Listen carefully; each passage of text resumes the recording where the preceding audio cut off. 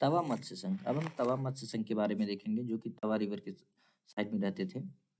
When dams are built, our forest area declared sanctuaries for animals. Thousands of people are displaced.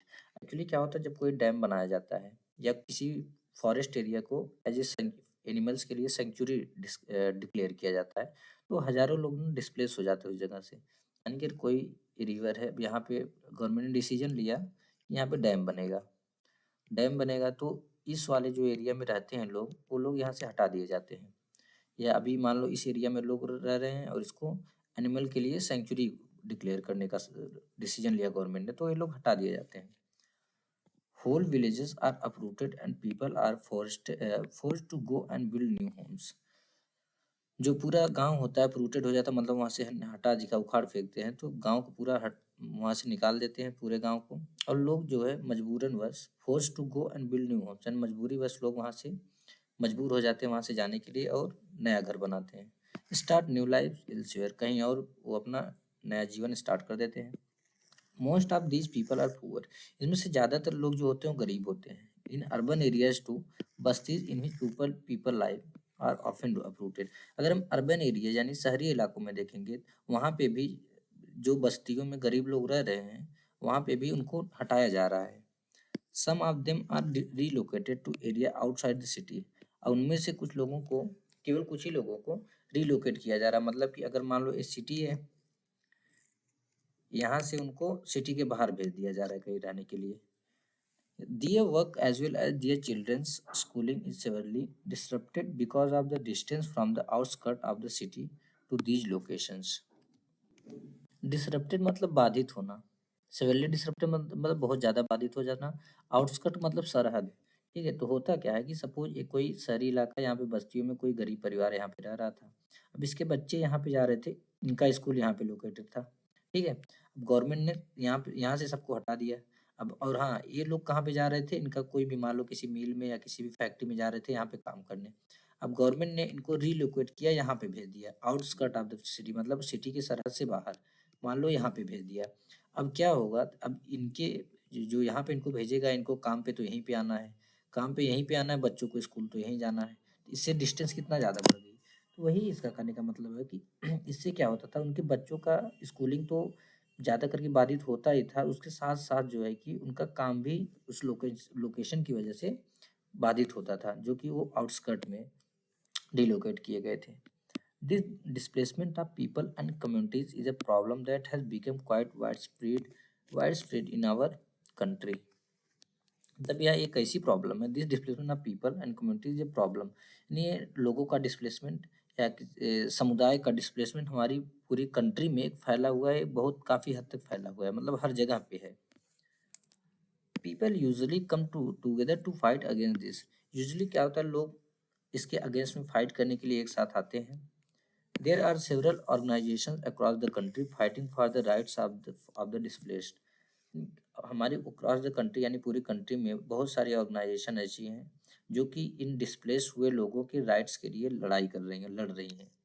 In this chapter we will read about the Tawa Matsya Sangh. इस chapter में हम तवा मत्स्य संघ के बारे में देखेंगे कि जो भी एक वो क्या था, वो भी एक ऑर्गेनाइजेशन था जो कि लोगों के लिए लड़ता था, डिस्प्लेस्ड लोगों के अधिकार के लिए। ये तवा मत्स्य संघ क्या था, federation of fisher workers cooperative, एक फेडरेशन था फिशर वर्कर कोऑपरेटिव का। बोल सकते हैं an organisation fighting for the rights of the displaced forest dwellers of the Satpura forest in Madhya Pradesh. Forest dwellers यानी कि जो फॉरेस्ट में रहते थे। ठीक है, तो यानी ये जो तवा मत्स्य संघ था, ये तवा मत्स्य संघ एक ऑर्गेनाइजेशन है जो कि मध्य प्रदेश में थे, सतपुरा फॉरेस्ट से निकले, जो वहाँ से डिस्प्लेस कर दिए गए थे फॉरेस्ट ड्वेलर्स, उनके उनके अधिकारों के लिए लड़ रहा है। Originating in the Mahadev Hills of Chindwara district, the Tava flows through Betul before joining the Narmada in Hoshangabad. Originating मतलब निकलना।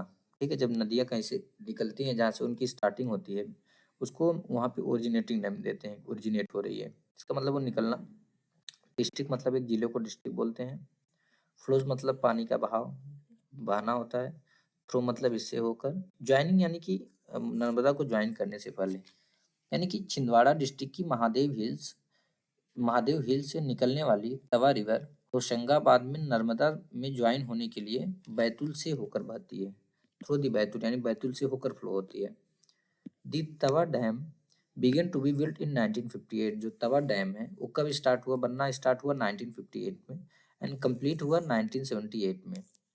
It's submerge large area forest and agricultural land, जब ये बनकर तैयार हो गया इससे क्या हुआ कि एक लार्ज एरिया जो था, बहुत बड़ा एरिया एग्रीकल्चरल लैंड का और फॉरेस्ट का डूब गया। The forest dwellers were lift with nothing, जो फॉरेस्ट ड्वेलर थे उनके पास कुछ भी नहीं बचा, कुछ बचा ही नहीं, क्योंकि जो भी उनका खेत था, जो भी गांव था, पूरा डूब गया।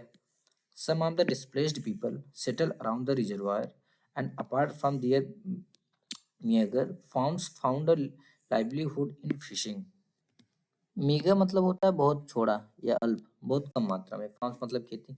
तो हुआ क्या, जो डिस्प्लेस कर दिए गए थे, जो फॉरेस्ट ड्वेलर थे वहाँ के डैम के बनने के बाद जो हटा दिए गए वहाँ से, उसमें से कुछ लोग तो जो रिजर्वायर था यानी जो डैम था उसके साइड में ही जाके बस गए, सेटल हो गए, मतलब उसके आसपास वाले एरिया में।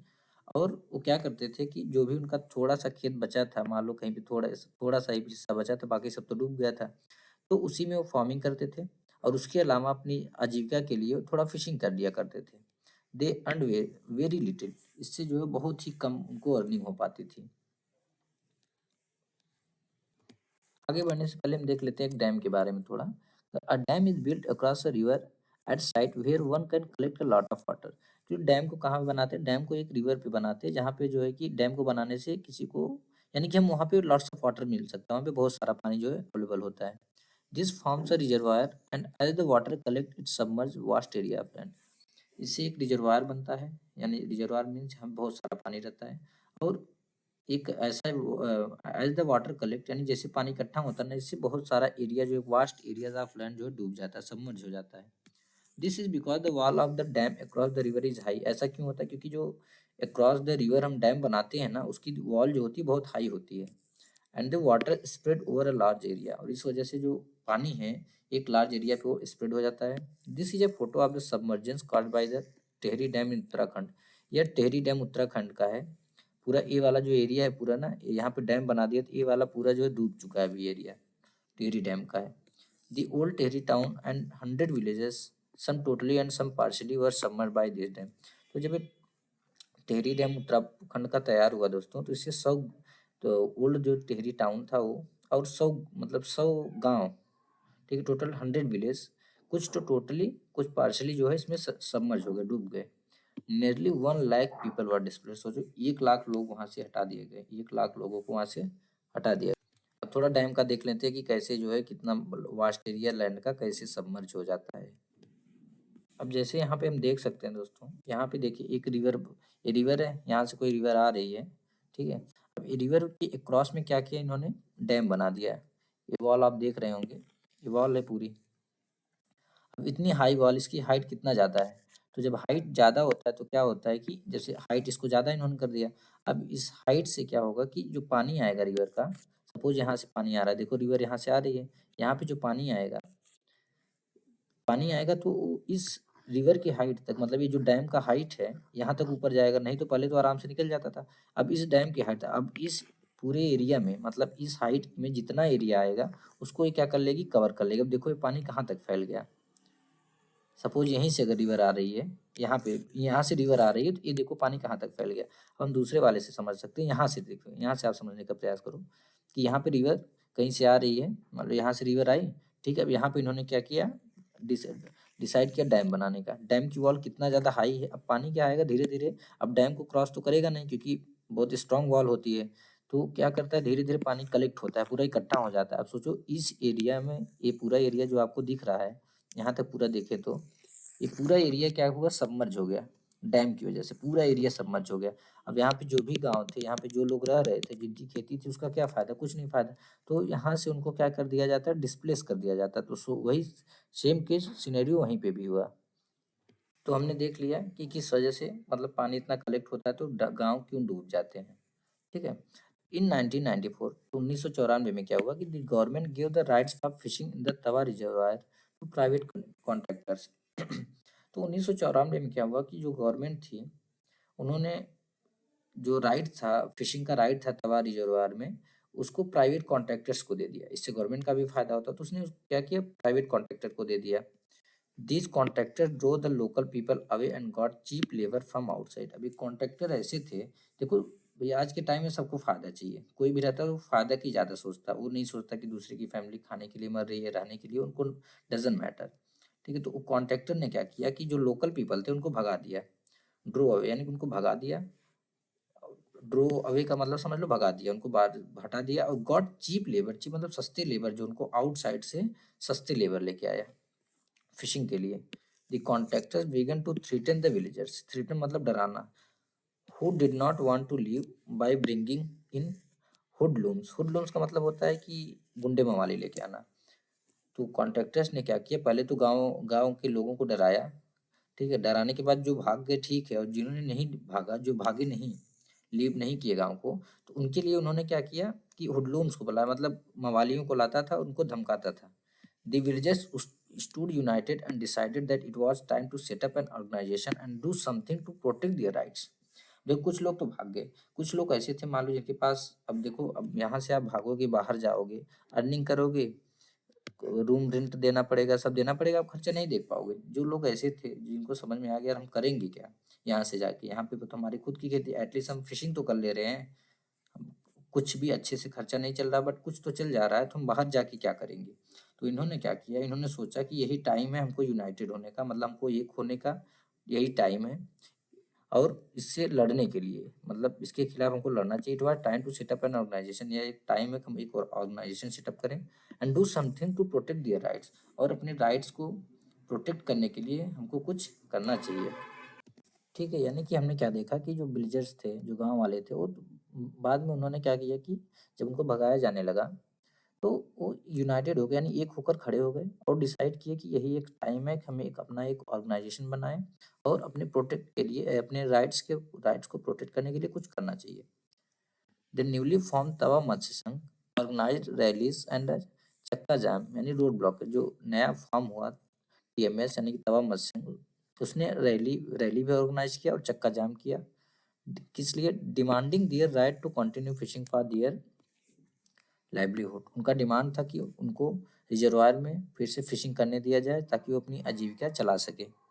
इन रिस्पॉन्स टू दियर प्रोटेस्ट, उनके प्रोटेस्ट के रिस्पॉन्स में the government created a committee to assess the issue. Assess मतलब एनालाइज करना या चेक करना, तो इसके रिस्पॉन्स में गवर्नमेंट ने एक कमेटी बनाया ताकि वो इस इशू को एसेस करे। The committee recommended that fishing rights be granted to the villagers for their livelihood. तो कमेटी ने रिकमेंड किया, रिकमेंड मतलब सिफारिश करना गवर्नमेंट से, उसने गवर्नमेंट को रिकमेंड किया कि जो गांव वाले हैं उनको उस रिजर्वायर में फिशिंग का अधिकार दे देना चाहिए उनकी, ताकि उनकी रोजी रोटी चल सके। लाइवलीहुड मतलब रोजी रोटी। In 1996 the Madhya Pradesh government decided to give to the people displaced by the Tawa dam the fishing rights for the reservoir. तो 1996 में क्या हुआ, मध्य प्रदेश की गवर्नमेंट ने डिसीजन लिया कि जो तवा डैम के पास जो लोग थे जिनको डिस्प्लेस कर दिया गया है, अब उनको रिजर्वायर में उनको फिशिंग करने का अधिकार दिया जाए, मतलब दे दिया, अधिकार दे दिया। अब 5 year lease agreement was sign 2 months later. Lease मतलब कि भाड़े पे या रेंट पे, तो एक लीज एग्रीमेंट साइन हुआ गवर्नमेंट के बीच में और बाकी इन लोगों के बीच में जो तवा मत्स्य संघ के लोग थे, 2 महीने बाद। On January 2, 1997, people from 33 villages of Tawa started the new year with the first catch। तो जनवरी 2 मतलब 2 जनवरी 1997 को 33 विलेज से, जो तवा के लोग थे, वहाँ के 33 गांव के लोग अपना न्यू ईयर स्टार्ट किए फर्स्ट कैच के साथ। ठीक है, तो हम एक चीज़ और देख लेते हैं दोस्तों यहाँ पे, सबसे पहले कि नॉर्मली क्या होता है ना, जैसे जो कमेटी बनाते हैं या जो ऑर्गेनाइजेशन बनाते हैं उसका बहुत फ़ायदा होता है। अगर मान लो ऑर्गेनाइजेशन नहीं बनाए होते और डर के भाग जाते, कहीं और पे जाते, वहाँ पे कोई उनको और डराता, वहाँ से भागते फिर कोई और डराता। ठीक है, यानी कि वो तवा मत्स्य संघ जो थी, यहाँ से लोग गए दूसरी जगह डिस्प्लेस हुए, मे बी यहाँ पे कोई और डराता, हर जगह तो चैंपियन पड़े रहते हैं, यहाँ से भागते यहाँ कोई डराता, यानी कि उनकी लाइफ अच्छे से जी ही नहीं पाते। ठीक है, तो पहले का टाइम नहीं रहा कि गांधी जी को कोई एक थप्पड़ मारा, उन्होंने दूसरा गाल सामने कर दिया मारने के लिए। तो आज का टाइम वो आ गया है कि अगर आपको एक गाल पे किसी ने थप्पड़ मारा, तो दूसरा गाल इधर करने से पहले 4 और पड़ जाएंगे। ठीक है, तो वो टाइम नहीं रहा कि दूसरा गाल आगे कर देने का, क्योंकि हमारे पास कॉन्स्टिट्यूशन है, तब कॉन्स्टिट्यूशन नहीं था। Now we have the constitution a written document. तो हमको हमारे अधिकारों के लिए लड़ना चाहिए। ठीक है, तो नॉर्मली आपने सुना होगा या आपके घर या कोई सपोज बाइक आई या कार आई, कोई बाइक नॉर्मल सी बाइक, स्पोर्ट बाइक नहीं, कोई बाइक आई, उसका साइड मिरर मान लो गलती से टूट गया, जो साइड ग्लास होता है गलती से टूट गया। आपने क्लेम किया कंपनी को कि जो इंश्योरेंस कंपनी होती है, क्लेम किया कैसा ऐसा प्रॉब्लम है। वो साइड मिरर ना ज़्यादा से ज़्यादा 500 का आएगा नॉर्मल बाइक का, मान लो ज़्यादा भी आ सकता है, 500 हम एक एवरेज प्राइस रख लेते हैं, 500 का आता है। वो कंपनी क्या करती है, डायरेक्ट वो आपको 500 नहीं क्लेम करती, डायरेक्ट आपके अकाउंट में नहीं डालती, तो आपको एक मैसेज आएगा, okay thank you sir, we will initiate a query या we will initiate investigation team for this. मतलब एक इन्वेस्टिगेशन टीम बनाते हैं, वो 500 रुपए के लिए एक इन्वेस्टिगेशन टीम बनाते हैं, बाकी जो भी पेपर वर्क रहता है, दुनिया भर का पेपर वर्क होता है, उसका खर्चा इनको लगभग पड़ जाता है 5000, ज़्यादा ही पड़ता होगा, कम नहीं, 5000 पड़ जाता है। बट 500 रुपये डायरेक्ट नहीं देते, पता है क्यों? क्योंकि इनको पता है पब्लिक को खैरात की खाने की बहुत अच्छी लगती है, मतलब खैरात खाने में बहुत मजा आता है। आज अगर 500 आप बोल रहे हो ना, जितने लोग बाइक लेके जाएंगे, आप एक बार बोल 500 कंपनी ने दे दिया, सब सभी का कुछ ना कुछ डैमेज हो जाएगा, 500 500 सब कुछ चाहिए। तो इस इन्वेस्टिगेशन टीम से क्या होता है, कमेटी जो इन्होंने ये बनाते हैं, ये कमेटी जाती है वहाँ से, फोटो जिस शोरूम से आपने बाइक लिया उस एजेंसी से फोटो वोटो आपकी बाइक की पूरी जाएगी, उसके बाद एक क्लेम करेंगे, आपको 500 रुपये देंगे, ट्रांसफर करेंगे। अगर देखो इसमें अगर हम डायरेक्टली देखें ना, तो कंपनी का 5000 जो नुकसान हो रहा है, और 500 जो है, मतलब दोनों मिला के एक तरफ 5500 नुकसान हो रहा है, अगर हम डायरेक्टली देखें। अगर हम इनडायरेक्टली देखें ना, तो कंपनी का, माय फ्रेंड, करोर्स इसमें जो है फायदे हो रहे हैं, मतलब करोड़ों उनके फायदे हो रहे हैं इससे। आप सोचो ना, अगर डायरेक्ट वो दे देती, कितने कितने 500 उनको देने पड़ते हैं। तो अगर हम देखें डायरेक्टली, अगर देखेंगे, इतना अच्छा है कि लगभग करोड़ों जो है उनका फायदा हो रहा है कंपनी का इससे। तो कंपनी जो है, कंपनी को पता है कि अगर हम जितना देंगे उतना ज़्यादा पब्लिक को मजा आएगा कि फ्री में है ले लें, फ्री में है ले लें, खैरात का खाने का पड़ जाएगा। इसीलिए इसी वजह से बोल रहा हूँ, मतलब अपने लिए लड़ना जरूर चाहिए। यहाँ पे भी जैसे देखो, कमेटी, उसने एक कमेटी, गवर्नमेंट ने कमेटी इन्वेस्टिगेशन के लिए बैठाई। ठीक है, तो कमेटी का बहुत फायदा है, ऑर्गेनाइजेशन का बहुत फायदा होता है। चलो आगे स्टार्ट करते हैं। With the TMS taking over the fish workers were able to increase their earning substantially. जो टीएमएस था, तवा मत्स्यंग था, जब से उसने taking over the fish workers were able to increase their earning substantially. यानी कि यहाँ पे क्या हुआ, जो टीएमएस था उसने टेक ओवर कर लिया किसी को, फिश वर्कर को, यानी जो फिश वर्कर्स थे, अब वो टीएमएस को ज्वाइन कर लिए। इससे क्या हुआ, उनकी जो अर्निंग थी, जो उनका इजाफा होता था, मुनाफा जो होता था अर्निंग में, बहुत ज़्यादा सब्सटेंशियली, मतलब काफ़ी हद तक इंक्रीज हो गया। This was because they setup the cooperative which would buy the cash from them at a fair price. ऐसा क्यों हुआ? पहले भी तो फिश कैच करते थे थोड़ा बहुत, लेकिन ऐसा इसलिए हुआ क्योंकि उन्होंने एक कोऑपरेटिव सेटअप किया, एक कोऑपरेटिव बनाया, कोऑपरेटिव का एक निर्माण किया। और वो क्या करते थे, फिश वर्कर जो थे, टीएमएस के जो भी फिश वर्कर फिशिंग करते थे, वो किसको बेचते थे, कोऑपरेटिव को। तो कोऑपरेटिव इससे क्या करती थी, कोऑपरेटिव उनसे फिश को बाई करती थी, और एक फेयर प्राइस, मतलब एक अच्छे प्राइस दाम में उसको खरीद लेती थी। The cooperative would then arrange to transport and sell this in market where they would get a good price। उसके बाद कोऑपरेटिव क्या करती थी, जो कोऑपरेटिव होती थी, कोऑपरेटिव इसको एक ट्रांसपोर्ट का सिस्टम को यूज़ करती थी, यानी ट्रांसपोर्ट से बाहर ले जाने के लिए वो एक मार्केट में ले जाती थी, जहाँ पे इनको एक अच्छा प्राइस जो है मिल सके। They have now begun to earn 3 times more than they earn earlier. यानी पहले जो इतना अर्न करते थे, अब वो उसका 3 गुना ज़्यादा कमा रहे हैं। The TMS has also begun giving the fish workers loan for repair and the buying of new nets। जब जो टीएमएस था, जो तवा मत्स्यंग था, उसने फिश वर्कर को अब लोन भी देना स्टार्ट कर दिया, ताकि वो जो फिशिंग नेट है, नया नया नेट खरीद सके, और जो पुराना है उसको रिपेयर कर सके। By managing to earn a higher wage as well as preserving the fish in the reservoir, TMS has shown that when people's organization get their rights to livelihood, they can be good managers। इस चीज को समझना, इसमें क्या हुआ कि preserving, मतलब कि प्रिजर्व करना, मछलियों को प्रिजर्व करना, जो तालाब होता है या जो रिजर्वायर था, उसमें अच्छे से मछलियां रह सके। तो बाय बाय मैनेजिंग अन हायर वेग, मतलब कि उनको एक हायर वेग देने के साथ साथ, या हम बोल सकते हैं कि मछुआरों के लिए अच्छी वेज प्राप्त करने के साथ साथ, तवा मत्स्य संघ ने इसका भी व्यवस्था किया है कि रिजर्वायर में फिशेज प्रिजर्व रहे, जो मछलियां थी वो प्रिजर्व रह सके। और टीएमएस ने सभी को दिखा दिया, या बोलता है टीएमएस हैज शोन, टीएमएस ने दिखा दिया that when people's organisation get their right to livelihood, जब लोगों की जब जो आजीविका होती है उसका अधिकार मिलता है ना, तो वह एक अच्छे मैनेजिंग हो सकती है। मैनेजिंग द सेंस यहाँ पे बैंक मैनेजर या किसी और मैनेजर से कहने का सेंस नहीं है, they can be good manager, यानी कि पहले क्या था कि वो फिशिंग करते थे, बट उनके बच्चे स्कूल नहीं जा पाते थे। वो स्कूल जाने की बात तो दूर, उनका खुद का जैसे खर्चा नहीं चल पाता था, फिर नेट नहीं मिल पाता था, नेट रिपेयर नहीं हो पाता था। अब उनको एक ऑर्गेनाइजेशन बन गया, अच्छी वेग उनको मिलने लगी। लेकिन अब क्या कर रहा है, वो बच्चों को स्कूल भी भेज रहे हैं, उसके बाद बच्चों को स्कूल भेजने के साथ साथ अपना भी खर्चा चला रहे हैं, मतलब जो भी फैमिली के नीड्स हैं, डेली रोजमर्रा की जो भी चीज़ें हैं। उसके बाद जो भी नेट भी खरीद रहे हैं, नया नेट अगर उनको रिक्वायर्ड है तुरंत खरीद ले रहे हैं, पुराना अगर है उसको भी रिपेयर कर ले रहे हैं। मतलब वो अब अच्छे मैनेज कर रहे हैं, अपनी पूरी फैमिली का खर्चा जो है मैनेज कर ले रहे हैं। यहाँ पे मैनेजर का ये मतलब है। Members of the TMS protesting at a rally, यहाँ पे देखो टीएमएस के मेंबर एक रैली को प्रोटेस्ट कर रहे हैं। अब वो a member of the cooperative waiting the fish, यहाँ पे कोऑपरेटिव के मेंबर है जो फिश का वेट कर रहे हैं। एक आता है adaptation of a song written as part of the right to information campaign by Vinay Mahajan. Vinay Mahajan के द्वारा एक सॉन्ग लिखा गया है, राइट टू इंफॉर्मेशन वाला जो था, ऐसे कि राइट टू नो, जानने का अधिकार। My dream have the right to know, मेरे सपनों को जानने का अधिकार है। Why for century they have been breaking, क्यों वो आज सदियों से टूटते चले आ रहे हैं। Why don't they ever come true, अभी तक आज तक वो वास्तविक क्यों नहीं हुए। My hands have the right to know, मेरे हाथों को भी जानने का अधिकार है। Why do they remain without work all along, कि आज तक वो बिना किसी काम का, बिना किसी रोजगार के हैं। Why do they have nothing to do, उनके पास क्यों कुछ करने का नहीं है। वहाँ पे हैंड का मतलब ऐसा नहीं कोई घर का काम, ये बाहर का काम, मतलब ताकि वो फैमिली चला सके। My feet have the right to know, हमारे पैरों को भी जानने का अधिकार है। Why from village to village they walk on their own, क्यों वो आज विलेज टू विलेज अपने खुद पे मतलब वो चल के जा रहे हैं। Why are there no sign of bus it, आज तक कोई एक बस भी उनको नहीं दिखा।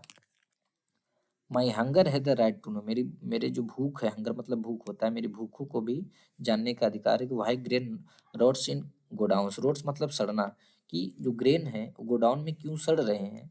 But while I don't even get a fistful of rice, fistful मतलब मुट्ठी भर, तो जबकि मुझे एक मुट्ठी भर भी राइस नहीं मिला। My old old mother has the right to know, मेरी जो ओल्ड मदर है उनको भी जानने का अधिकार है। Why are there no medicine needles dispensaries or bandage, मेरी मदर ओल्ड मदर को जानने का अधिकार है, क्यों कोई मेडिसिन नीडल डिस्पेंसरीज और बैंडेज नहीं है। My children have the right to know, मेरे बच्चों को भी जानने का अधिकार है। कि why do they labour day and night, वे क्यों डे और नाइट जो है लेबर करते हैं, लेबरिंग करते हैं, मतलब मजदूरी करते हैं। Why there no school in sight, के सामने कोई भी स्कूल नहीं है। यहाँ पे देख रहे थे creative expression against inequality. While some join protest movement to fight inequality, others might use their pen or their voice or their ability to dance to draw attention to issue of inequality। जैसे क्या होता है आपने देखा होगा कभी, normally क्या होता है कि कुछ लोग तो ज्वाइन कर लेते हैं, जो प्रोटेस्ट मूवमेंट होता है या जो आंदोलन होता है उससे इनइक्वलिटी से लड़ने के लिए, फाइट करने के लिए जो प्रोटेस्ट होता है वो ज्वाइन कर लेते हैं। बट कुछ लोग ऐसे होते हैं, या तो अपनी पेन का यूज़ करते हैं, जैसे हमने पेन कैंपेन बोला था, राइटिंग कैंपेन, या अपनी वॉइस का यूज़ करते हैं, या जो उनकी एबिलिटी है, डांस करने की एबिलिटी है वो यूज़ करते हैं, यानी डांस करते हैं या नारे लगाते हैं या पेन यूज़ करते हैं, कि ताकि जो है कि दूसरों का जो अटेंशन है वो अपने साइड जो है, इस जो ये इशू है इनइक्वलिटी का, उसके साइड जो लोगों का अटेंशन खींच सकें। Writer, singer, dancer and artist have also been very active in the fight against inequality, जैसा कि अभी हमने यहाँ पे देखा विनय, क्या नाम, विनय महाजन ने किया था। तो इसमें जो राइटर्स होते थे, सिंगर्स होते थे और जो डांसर्स होते थे, यहाँ तक कि जो आर्टिस्ट होते थे, इसमें बहुत एक्टिव रहते थे। वो इनइक्वलिटीज के अगेंस्ट में फाइट करने के लिए। Often poem, songs and stories can also inspire us and make us believe strongly in an issue and influence our effort to correct the situation. अक्सर पोएम, सॉन्ग्स और स्टोरीज हमको inspire करती हैं, और वे इक्वलिटी में हमारे विश्वास को स्ट्रांग करती हैं। ठीक है, और न केवल हमें इन्फ्लुएंस करती हैं, बल्कि और क्या करती हैं, हमको सिचुएशन को करेक्ट करने को भी और सिखाती हैं। लेकिन Indian constitution as a living document, एक इंडियन कॉन्स्टिट्यूशन के बारे में देखते हैं, जो कि ये कभी भी लिविंग डॉक्यूमेंट यानी कि जीता जागता उदाहरण है। The foundation of all movements for justice and the inspiration for all the poetry and songs on equality is the recognition that all people are equal.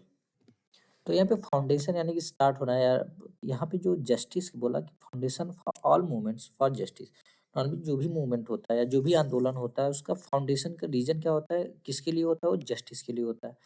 ठीक है। और and inspiration for all the poetry and songs on equality is the recognition that all people are equal. यानी कि अगर बोले को overall जो justice के लिए कोई किसी आंदोलन और इक्वलिटी के लिए पोएट्री और सॉन्ग्स की तमाम इंस्पिरेशन, इंस्पिरेशन मतलब प्रेरणाएं के पीछे जो एक भाव होता है वो क्या होता है कि that all people are equal, कि सारे लोग जो है समान हैं। एज यू नो, जैसा कि आप जानते हो, the Indian constitution recognise the equality of all person. Recognise मतलब मानना है। जैसा कि आप जानते हो कि जो इंडिया का कॉन्स्टिट्यूशन है, इंडियन कॉन्स्टिट्यूशन जो है वो मानता है कि सारे पर्सन जो है, सारे व्यक्ति समान हैं। Movements and struggles for equality in India continuously refer to the Indian constitution to make their point about equality and justice for all. तो यहाँ पे क्या बोला, नॉर्मली होता क्या है कि जो मूवमेंट्स और स्ट्रगल होते हैं इक्वलिटी के लिए इंडिया में, वो कॉन्टिन्यूसली किसके लिए रिफर करते हो, refer to the Indian constitution to make their point about equality and justice for all. यानी कि जो भी यहाँ पे मूवमेंट हो रहा है दोस्तों, जो भी स्ट्रगल हो रहा है इक्वलिटी के लिए, तो उसका तो कोई बेस होगा ना। तो किसके आधार पर वो कर रहे हैं, किसके बेसिस पे कर रहे हैं, तो कॉन्स्टिट्यूशन के बेसिस पे कर रहे हैं कि हमको इसी कॉन्स्टिट्यूशन के अकॉर्डिंग जो है हमारा हमको जो इक्वली ट्रीट किया जाए और हमको सब जस्टिस सबको समान होना चाहिए। तो यहाँ पे ओवरऑल बोलने का मतलब है कि इंडिया में जो भी इक्वलिटी के लिए मूवमेंट्स और स्ट्रगल होते हैं तो कंटिन्यूअसली किसको बताते हैं, वो बात किसकी किसकी तरफ इशारा करते हैं या बात करते हैं, वो इंडियन कॉन्स्टिट्यूशन की तरफ इशारा करते हैं कि अपना पॉइंट रखने के लिए कि कौन सा पॉइंट, कि सारे लोग इक्वल हैं और जस्टिस फॉर ऑल, सारे लोग जो समान हैं, ये सारे सारे को बराबर जस्टिस मिलेगा, ये हमारे इंडियन कॉन्स्टिट्यूशन में बोला गया, इस वजह से हमें भी चाहिए।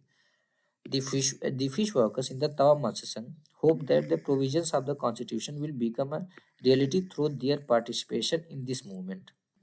तो क्या हुआ कि जो तवा मत्स्य संघ के फिश वर्कर थे, यानी जो मछुआरे थे तवा मत्स्य संघ के, वो होप, वो आशा किए थे कि जो कॉन्स्टिट्यूशन का प्रोविजन है, यानी कॉन्स्टिट्यूशन का प्रोविजन क्या था, सबको जीने का अधिकार है, यानी राइट, सारे इक्वल हैं, सबको जस्टिस मिलेगा। तो उसी कहीं ना कहीं उनके मन में आया, वो आशा किए कि एक जो कॉन्स्टिट्यूशन का प्रोविजन है ये हमारे लिए रियलिटी साबित हो जाएगा, वास्तविक में साबित हो जाएगा अगर हम पार्टिसिपेट करें इस मूवमेंट में। एक्चुअली क्या था, शायद कोई भी एक पढ़ा लिखा होगा या कोई भी इनको एक सजेशन किया होगा, सजेस्ट किया होगा, आप एक काम करो, रैली करो या मूवमेंट करो या आंदोलन करो, इसके लिए कॉन्स्टिट्यूशन में इसके प्रोविजंस हैं, प्रावधान है कि आपको अधिकार मिलेगा, आपको जस्टिस मिलेगा, आपके साथ जस्टिस होगा। तो उन्होंने क्या किया कि यार हमको ठीक है, हमको इनको तो पता तो हो गया था कि प्रोविजन है कॉन्स्टिट्यूशन में, बट अभी तो इमेजिनरी था ना, वो एक ड्रीम था, अभी रियलिटी में नहीं हुआ था। तो वही जो फिश वर्कर थे, जो मत्स्य संघ के लोग, जो मछुआरे थे, उन्होंने आशा किया कि शायद जो कॉन्स्टिट्यूशन का प्रोविजन है वो हमारे लिए सही साबित हो जाए अगर हम इस मूवमेंट में, इस आंदोलन में पार्टिसिपेट करें। By constantly referring to the Constitution, they use it as a living document. That is something that has real meaning in our lives. By constantly referring to the Constitution, constantly मतलब लगातार, refer मतलब बता रहे हैं, बोल रहे हैं, तो या बात कर रहे हैं, तो जो फिशरमैन थे, यानी जो मछुआरे थे, जो लगातार जो है किसको रिफर कर रहे थे, कॉन्स्टिट्यूशन को, या कॉन्स्टिट्यूशन की बात के बारे में बात कर रहे थे, तो वे उसको किस प्रकार यूज किए, एज ए लिविंग डॉक्यूमेंट, एक जीता जागता डॉक्यूमेंट के रूप में यूज किए। That is something that has real meaning in our life. Something पे यहाँ पे करने का द सेंस है कि लिविंग डॉक्यूमेंट, कॉन्स्टिट्यूशन का ही मतलब यहाँ पे जो उसके प्रोविजन है, तो मतलब जो कि समथिंग ऐसा जो कि आज की हमारी लाइफ में एक रियल मीनिंग रखता है, जिसका एक रियल अर्थ हो। In a democracy, there are always communities and individuals trying to expand the idea of democracy and push for a greater recognition of equality on existing as well as new issues. Community का मतलब समुदाय होता है, individual यानी कि कोई एक, expand मतलब कि ये जो विचार है उसको एक्सपैंड करना, फैलाना, स्प्रेड करना, रिकॉग्निशन है मतलब मानना। तो एक डेमोक्रेसी में आपको बहुत सारे ऐसे ऑलवेज, यानी कि हमेशा जो है कुछ कम्युनिटीज होती हैं या कुछ समुदाय होते हैं या कुछ इंडिविजुअल्स होते हैं। हर हर एक डेमोक्रेसी में, केवल इंडिया में ही नहीं, कोई भी डेमोक्रेसी, दुनिया की कोई भी डेमोक्रेसी हुई, वहाँ पे कुछ ऐसे समुदाय आपको मिलेंगे या कुछ ऐसे इंडिविजुअल्स मिलेंगे जिनकी कोशिश हमेशा रहती है कि जो ये आइडिया ऑफ डेमोक्रेसी है इसको और ज़्यादा एक्सपेंड करें, इसको और ज़्यादा फैलाएं, and push for greater recognition of equality on existing as well as new issue. यानी जो भी एग्जिस्टिंग इशू है, यानी पहले के जो पुराने इशू हैं या कुछ नए इशू आए हैं, उसको इक्वलिटी के भाव से रिकॉग्नाइज किया जाए। ठीक है, मतलब जो भी फैसला दिया जाए उसको इक्वलिटी के भाव से दिया जाए। यहाँ पे देख सकते हैं over 1500 person attended a public hearing in Lucknow in 2001 to protest violence against women. तो वायलेंस यानी कि जो अत्याचार हुए थे अगेंस्ट वुमेन वुमेन के खिलाफ, तो 2001 में क्या हुआ कि लखनऊ में लगभग 1500 से ज़्यादा लोग भी एक पब्लिक हियरिंग में, एक पब्लिक मीटिंग में इकट्ठे हुए। इसके खिलाफ वायलेंस अगेंस्ट वुमेन, वुमेन के खिलाफ जो भी अत्याचार हो रहे थे। Over 15 cases of violence against women were heard by a jury of eminent women who played the role of judges।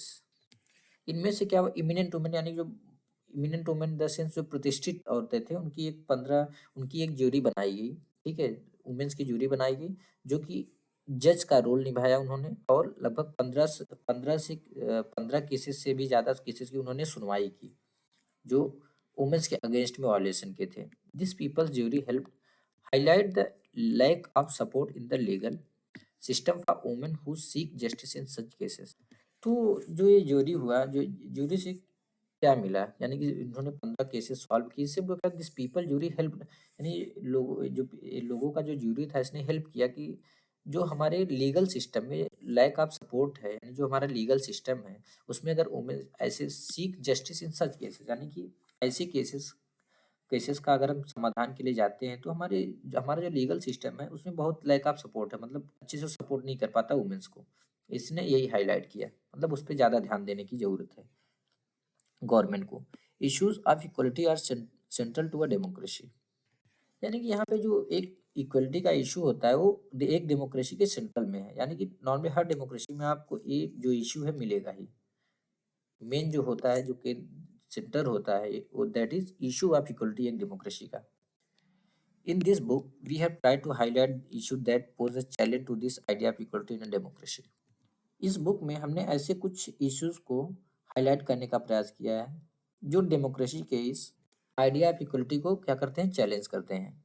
This as you have read, ये सब जैसा कि आपने पढ़ा, include the privatisation of health services in the country, the increasing control that business houses exert on the media, the low value given to women and their work, and the low earnings made by small farmers who grow cotton।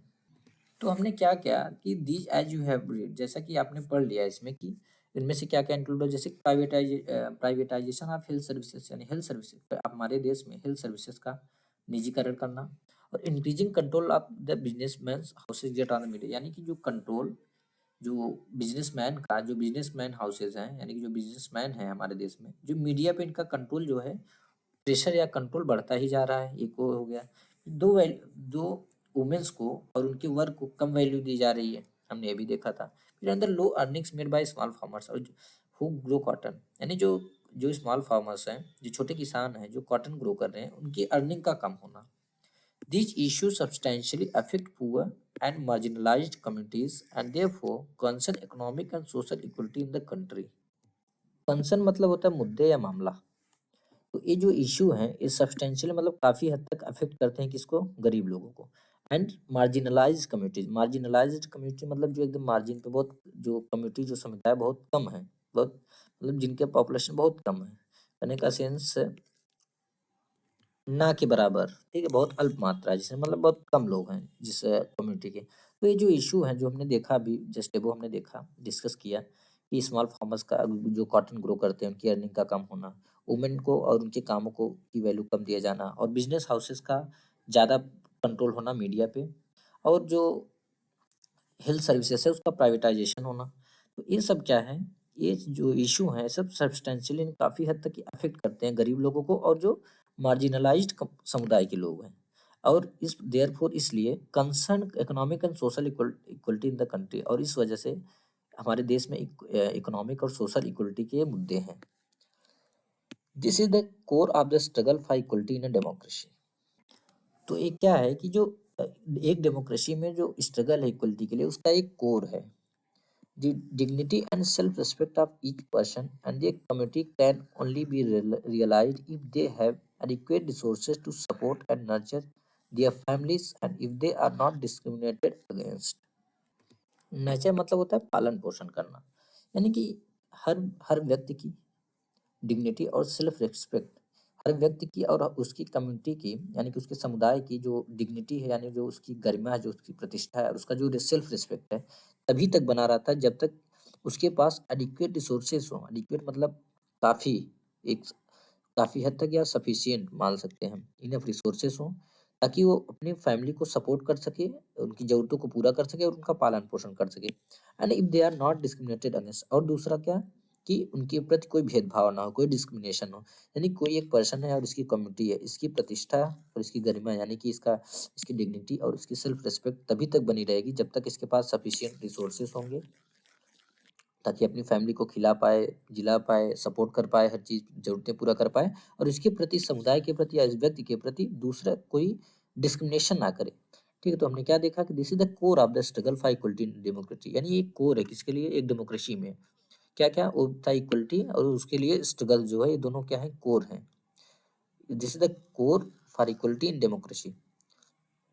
Core core का यहाँ पे आप important बोल सकते हो, बहुत बहुत ही ये इम्पोर्टेंट है एक डेमोक्रेसी में। ठीक है? तो किसी एक की, एक व्यक्ति की या हर व्यक्ति की, ऑफ ईच पर्सन, यानी कि हर व्यक्ति की और उसके समुदाय की डिग्निटी और सेल्फ रिस्पेक्ट तभी तक रियलाइज़ होगा या तभी तक बना रहेगा जब तक उसके पास एडिक्वेट रिसोर्सेस हों, ताकि वो अपनी फैमिली को सपोर्ट कर सके और नर्चर अपनी पालन-पोषण कर सके अपनी फैमिली का और उसके प्रति कोई भेदभाव ना करे।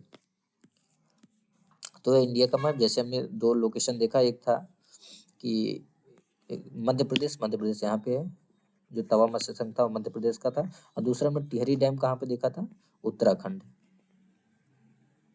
तो यहाँ पे है उत्तराखंड, ठीक है? तो दोस्तों फाइनली हमने यह चैप्टर कंप्लीट कर लिया। इस चैप्टर के साथ जो हमारी सोशल और पॉलिटिकल लाइफ 7 की थी वो भी कंप्लीट हो गई। तो आशा करता हूँ आपको समझ में आ गया होगा। तो दोस्तों मिलते हैं नेक्स्ट वीडियो में।